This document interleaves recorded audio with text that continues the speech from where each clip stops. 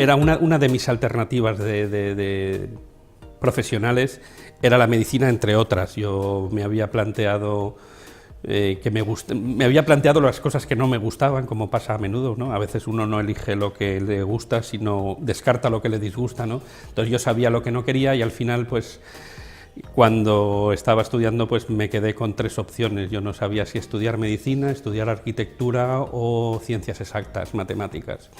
Y al final me decidí por medicina, probablemente porque hay una cosa que me gusta mucho y es estar con la gente. Y yo, pues en arquitectura no veía que iba a estar con mucha gente, y las ciencias exactas, pues igual con una visión un poquito equivocada, pues pensaba que iba a estar dando clases, ¿no? Y me decidí por medicina porque sí que me parecía que era una profesión donde desde luego hay todo menos monotonía, ¿no? Cada paciente es distinto y cada historia es diferente, ¿no? De modo que me parecía, que fue lo que me pareció más oportuno, y al final me decidí por eso. Pero yo no he sido un niño con vocación médica, ni en mi familia, de hecho no hay ningún precedente médico, soy el primero de mi familia. Yo tenía claro qué especialidades no tenía ganas de practicar, y al final, seleccionando, pues me quedé con unas cuantas especialidades, y además también tenía claro que a mí me gustaba, ya me di cuenta que no solo me gustaba estar con la gente, sino que además me gustaba tener un trato intenso con la gente.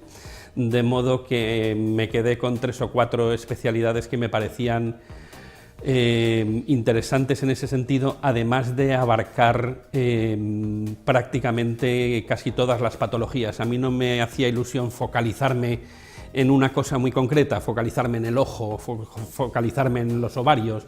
Entonces quería algo que incluyera prácticamente todo el organismo, de modo que al final me quedé con 3 especialidades, que eran medicina interna, cuidados intensivos y oncología, o tal vez hematología, que hematología también, al fin y al cabo, la hematología, la parte más interesante de la hematología es la oncológica, ¿no?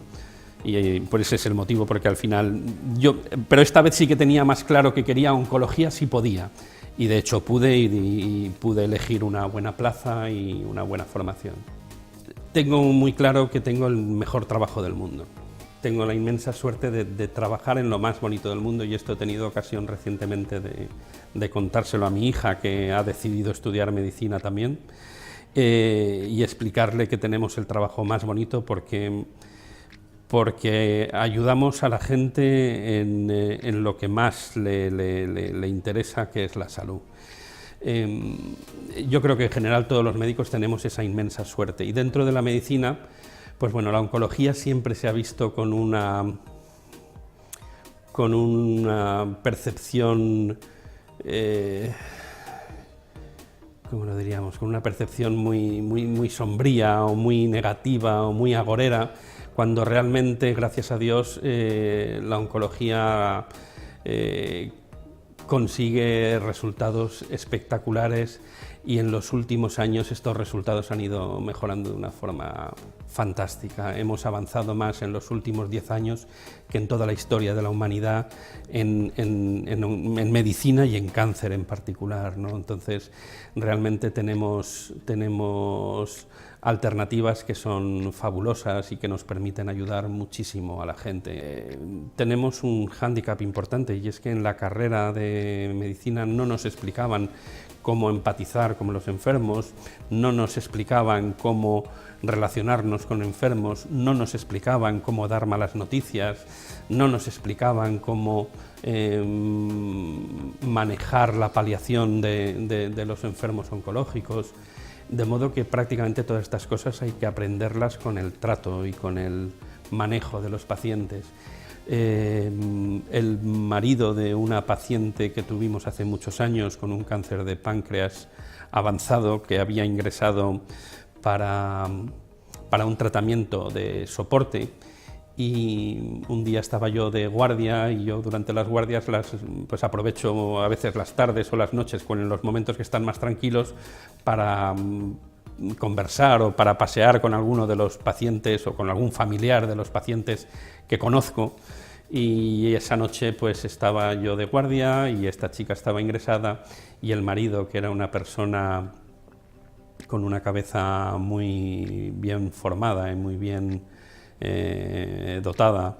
Bueno, pues empezamos a hablar y a mí me sorprendió muchísimo uno de los planteamientos que me hizo, y es que habitualmente cuando tú hablas con un familiar de un paciente oncológico con una enfermedad avanzada, habitualmente lo que te transmiten es la gran pérdida que sufren, ¿no? Fíjate, me quedo sin mujer, me quedo sin marido,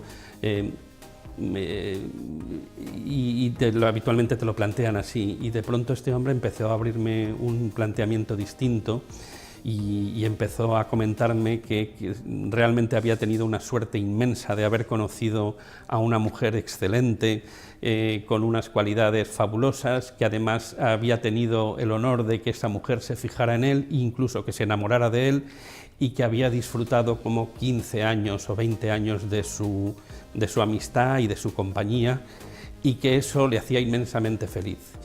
Y que no podía hacer más que dar gracias a Dios por haberse encontrado con una persona así y haber podido disfrutar de ella todos esos años, ¿no? Y eso, a pesar de no ser vocacional, pues al final resulta que no teniendo vocación, pues uno aprende y disfruta de esto, porque estoy convencido que donde uno pone la cabeza, al final el corazón acaba entrando, y donde entra el corazón, pues acaba siendo vocación cuando no lo era, ¿no? Entonces, pues esa es un poco mi historia.